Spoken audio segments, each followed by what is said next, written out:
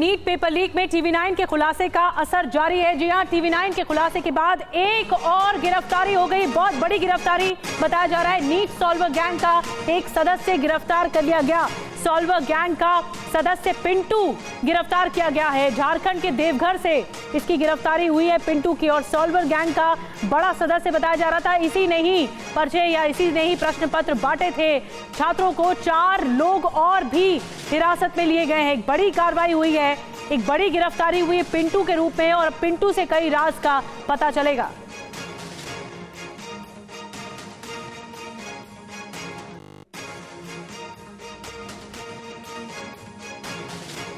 तो TV9 भारतवर्ष की ये मुहिम है जो लगातार जारी है। एक के बाद एक कई खुलासे TV9 ने आपके सामने किए हैं और जिसका असर भी हुआ है। सवाल ये है कि छात्रों का गुनहगार कौन है? क्या नए कानून से पेपर लीक पर नकेल लगेगी जो लेकर आई है केंद्र सरकार? उदाहरण से अब आपको समझाते हैं। नीट का जो पेपर लीक हुआ, 24 लाख छात्र प्रभावित हुए। UGC नेट की परीक्षा रद्द हुई, कैंसिल हुई, करीब 9 लाख छात्र इससे भी प्रभावित हुए।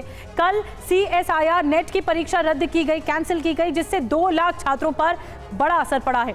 बिहार में TT की परीक्षा रद्द कर दी गई। 12 जून को NCET की परीक्षा उसी दिन रद्द कर दी गई।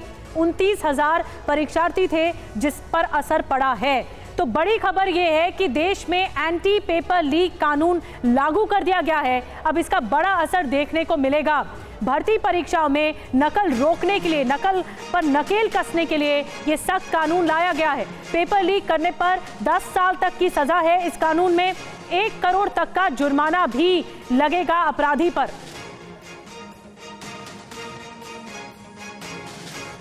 और आइए अब आपको नए कानून के बारे में बताते हैं जिसे लागू कर दिया गया नकेल कसने के लिए पेपर लीक मामले पर। नए कानून में प्रावधान क्या है देखिए। पेपर लीक में दोषी पाए जाने पर 5 साल तक की सजा होगी दोषी को, अगर दोषी पाया गया। पेपर लीक में दोषी पाए जाने पर 10 लाख तक जुर्माना लगाया जाएगा। पेपर लीक के संगठित अपराध में 10 साल तक की सजा होगी, 10 साल तक की कैद। और इसके अलावा इसके प्रावधानों में पेपर लीक के संगठित अपराध में 1 करोड़ का जुर्माना भी अपराधियों पर लगाया जाएगा। एजेंसी को संपत्ति जब्त कुर्क करने का अधिकार होगा, जो जांच एजेंसियां हैं और जो इस पूरे मामले को आगे बढ़ाएंगी। तो नए कानून में ये प्रावधान है। अब आपको बताते हैं कि नए कानून के दायरे में जो परीक्षाएं होंगी वो क्या होंगी। देखिए, UPSC इसमें आएगा, SSC इसमें आएगा, रेलवे बोर्ड इसमें आएगा, बैंकिंग बोर्ड इसमें आएगा और NTA भी इसमें आएगा, जिस पर अभी सवाल खड़े हो रहे हैं। लेकिन ये जो नया बोर्ड है उसमें इस दायरे में परीक्षाएं आएंगी और इसके बाद पारदर्शिता बरती जाएगी इस नए कानून के तहत। इसके अलावा आपको बता दें कि भोपाल से शुभम गुप्ता छात्रों के साथ मौजूद है, उनके पास चलेंगे। हमारे साथ एक और सहयोगी ध्वज आर्या भी जुड़ रहे हैं, जयपुर से, उनके पास भी चलेंगे। पटना से रूपेश हमारे साथ है, क्योंकि एक के बाद एक कई खुलासे हुए और आज क्या हो रहा है ये भी बताएंगे। दिल्ली से पीयूष पांडे भी हमारे साथ हैं, चंडीगढ़ से हरपिंदर भी हमारे साथ जुड़ेंगे। तो पूरी तरह से हमारे सहयोगियों की टीम इस वक्त मौजूद है और उनसे बातचीत करेंगे। लेकिन सबसे पहले भोपाल चलते हैं, जहां पर शुभम गुप्ता छात्रों के साथ मौजूद हैं, क्योंकि ये छात्र ही हैं जो बताएंगे कि आगे भविष्य को लेकर क्या कुछ उनके जहन में सवाल चल रहे हैं। Shubham, over to you. बातचीत कीजिए छात्रों से, क्या सवाल है उनके? निधि, मेरे साथ वो छात्राएं जिन्होंने नीट का एग्ज़ाम दिया था, लंबे वक्त से वो तैयारी कर रही थी, और आप देखिए कि किस बैकग्राउंड से आती हैं, कितनी परेशानी में। आपका क्या नाम है? मेरा नाम मुस्कान भगोरिया है और मैं मिडिल क्लास फैमिली से हूँ। मेरे पापा कारपेंटर हैं और हम ही जानते हैं कि हमने कितनी मेहनत करके ये एग्ज़ाम निकाला था। अगर NTA रीनीट नहीं कराती है तो लाखों बच्चों की ज़िंदगी ख़राब हो जाएगी। ठीक है, आप बताएं आपका क्या नाम है?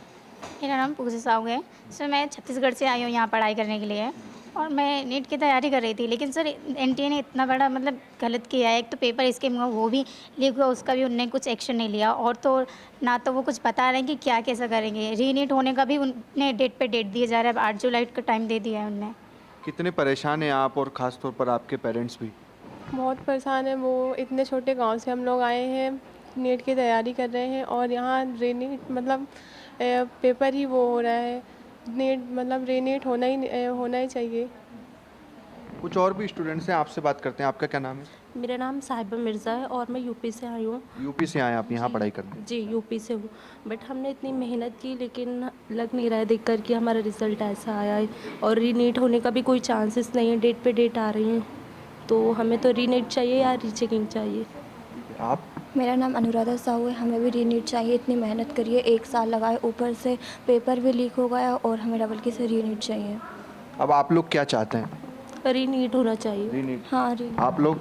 रीनीट होना ही चाहिए। रीनीट होना ही चाहिए। रीनीट होना ही चाहिए। आपसे बात करते हैं सर, यहाँ आ जाइए। आप बताइए, सारे स्टूडेंट्स का भविष्य खतरे में है, क्या कहेंगे, कितने परेशान? देखिए, बच्चे बहुत ज़्यादा परेशान हैं। अलग अलग गांव से मध्य प्रदेश में बच्चे तैयारी करने आते हैं। आज के समय हमारे देश का किसान आज हिम्मत कर रहा है बच्चों को बाहर भेजने के लिए, पढ़ाने के लिए, लेकिन जब उसके साथ ऐसा होता है कि पेपर लीक की उसको सुनाई देता है या उसको पता चलता है कि पेपर में स्कैम हुआ है, तो उसका मनोबल टूटता है। ये एनटीए का जो स्कैम है कोई छोटा मोटा स्कैम नहीं है, बहुत बड़े स्तर पे हुआ है और इसमें कई सारे ऐसे बच्चे हैं जिनकी रैंक डबल ट्रिपल इन्फ्लेट हो गई है। मतलब कि जहाँ 600 650 वाला बच्चा सोचता था कि मुझे एम्स मिल जाए, आज वो सोच रहा है कि मुझे MBBS में एडमिशन भी मिलेगा या नहीं मिलेगा। ट्रिपल रैंक में अंतर आया है। कल 23 जून को रीनीट होने वाला है। ये उन बच्चों के लिए होने वाला है जिन लोगों ने 1560 बच्चों ने जिन्होंने कोर्ट में केस किया था कि हमारा एग्ज़ाम ऑल में टाइम वेस्ट हुआ है। मैं आपसे पूछना चाहता हूं कि उन बच्चों का क्या कसूर हमारे देश के, जिनके पास लीगल एडवाइज़र नहीं थे, जो कोर्ट में केस नहीं कर सकते थे, उनका भी टाइम वेस्ट हुआ है। जब रीनीट का मौका उनको मिल रहा है तो फिर इन आम बच्चों को क्यों नहीं मिल रहा है? देखिए निधि, ये भी एक बड़ा मुद्दा है कि वो स्टूडेंट्स 1500 से ज़्यादा जो अपने लीगल एडवाइज़र के ज़रिए, वकील के ज़रिए कोर्ट का दरवाज़ा जिन्होंने खटखटाया, उनका तो रीनीट हो रहा है, मगर ये स्टूडेंट किसी के पिता मजदूर हैं, किसी के कर्मचारी हैं, किसी के किसान हैं, छात्रों कोर्ट तक नहीं जा पाए, उन स्टूडेंट्स का क्या रीनीट? जी, कानून को लेकर क्या कह रहे हैं? जो नया कानून लेकर आई है सरकार, क्या भरोसा है छात्रों को? आप लोगों को सरकार पर भरोसा है? जो नया कानून भी सरकार लेकर आई है उस पर भरोसा हो रहा है अब आपको? अगर वो ऐसा कर रहे हैं तो बिल्कुल भरोसा नहीं हो रहा है, क्योंकि वो ने तो मजाक समझ के रखा है ना। जो भाई गरीब व्यक्ति है, जो नहीं कर पा रहा है, जाकर कोर्ट तक नहीं पहुंच पा रहा है, उनकी तो कोई सुनवाई नहीं हो रही है। बहुत जिनके पैसे हैं, जो कर सकते हैं छात्र, और रीनीट की बात कर रहे हैं, यानी नीट परीक्षाएं दोबारा हो, इन नीट परीक्षाओं को रद्द किया जाए जो हो चुकी हैं। और नीट तो सबसे बड़ा कॉम्पिटिटिव एग्जाम होता है डॉक्टर्स बनने के लिए, लेकिन 9 दिनों में 3 परीक्षाएं रद्द भी हो चुकी हैं। जयपुर से ध्वज भी हमारे साथ हैं। शुभम, मैं आऊंगी आपके पास। ध्वज, आप बताइए, वहां पर छात्रों से जब आपने बातचीत की तो क्या कह रहे हैं छात्र? वहां पर भी यही चाहते हैं कि नीट के एग्जाम दोबारा हो? देखिए, नीट और जो नेट का एग्ज़ाम है, जिस तरीके से जो स्थितियां बनी है और जो परिस्थितियां बनी हैं पूरे देश भर में, उसके बाद में नया कानून लाया गया। उस कानून को लेकर सबसे पहले बात करेंगे। क्या नाम है आपका? और ये जो नया कानून आया है, जो 5 साल की सज़ा है, 1 करोड़ रुपए तक का जुर्माना, इसको लेकर सबसे पहले बताइए। जी, मेरा नाम मुकेश है। और कानून तो देखो आते हैं, आते रहेंगे, लेकिन कानून का पालन ज़रूरी है। कानून का पालन होता ही नहीं, क्योंकि अभी देखते हैं एनटीए ने जितनी एग्ज़ाम करवाए लगभग सारी कैंसिल हुई हैं या फिर घोटालेबाजी का आरोप लगा सही भी लगा है, क्योंकि नीट में घोटाला हुआ, अभी नेट का एग्ज़ाम था उसमें बहुत बड़ा घोटाला हुआ है। तो ऐसे तो फिर यूथ जो पढ़ता है, स्टूडेंट दिन रात पढ़ता है, मेहनत करता है, वो तनाव में आ जाएगा। मानसिक तनाव तो स्वाभाविक ही आना आएगा ही।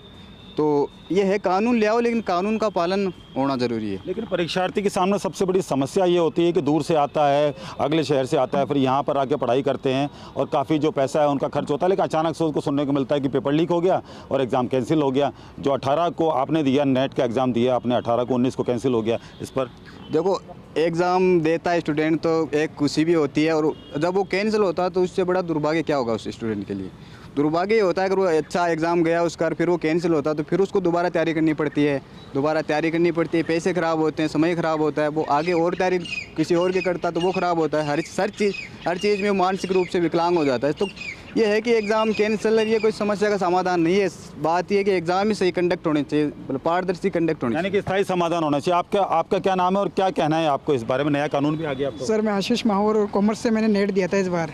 नेट 18 जून को मैंने दिया और 19 तारीख को जब मैंने रात को ट्विटर देखा तो उसमें नेट की साइट पे आ रखा था कि आपका परीक्षा रद्द कर दी गई है। तो बड़ी दुख की बात हुई मुझे कि मैं पिछले 6 महीने से तैयारी कर रहा था इसको लेकर, और नेट एग्ज़ाम फिर रद्द हो गया। आपके जो पेरेंट्स हैं, क्या जवाब दिया आपको उन्होंने?